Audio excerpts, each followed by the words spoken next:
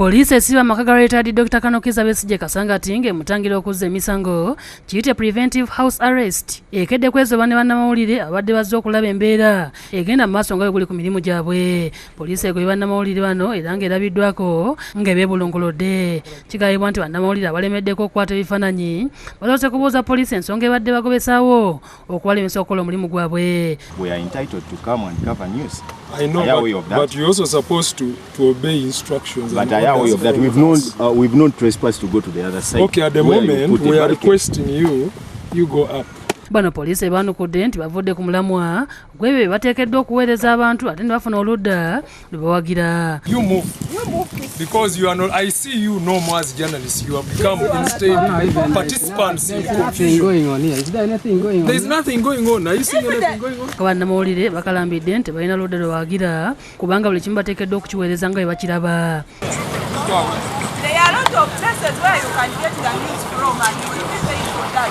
Beewuunyizza poliisi okubagobaganya ate nga bazibe nga bakolagana nayo.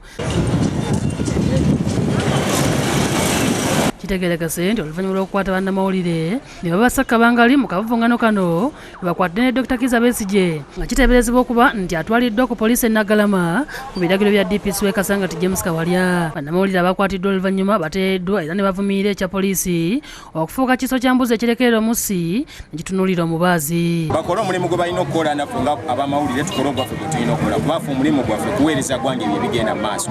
Bwe mba sikedde kuyita abantu nti mujje mugende mwekalakasi oba mugende mukole wabula nze nenzija kulaba kikiriwo siba na buzibu era siba na musango.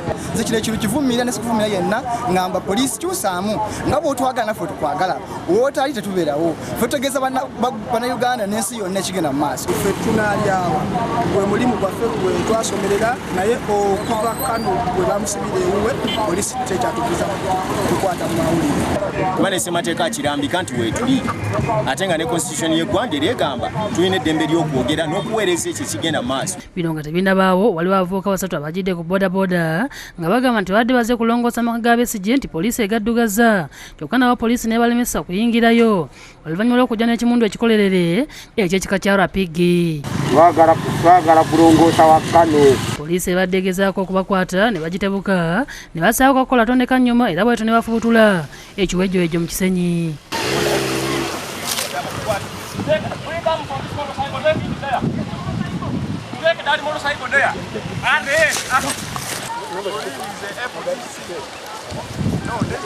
Kyokka esobodde okubasuuza pikipiki kwe bajjidde era ng'ebifaananyi byonna ebikwatiddwa munnamawulire abadde abbirira bibbirire. Omwogezi wa poliisi mu ggwanga Frederick Enanga wabudde nti poliisi okukumira Besigye maka ge kiri mu mateeka ag'okukuuma eddembe abantu n'ebyabwe.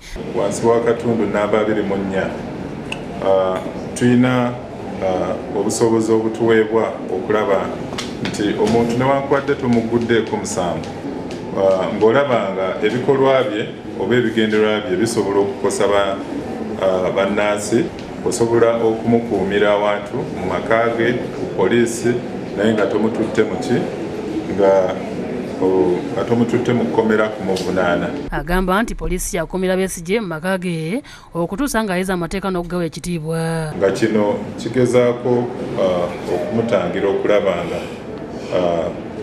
afuna ekyokuyiga asobole okutambulira wansi w'amateeka agafuga eggwanga lye. Anes Kyaze ne Sulaiman Mutebi be bakusakidde eggulire lino ku Lwabukedde TV.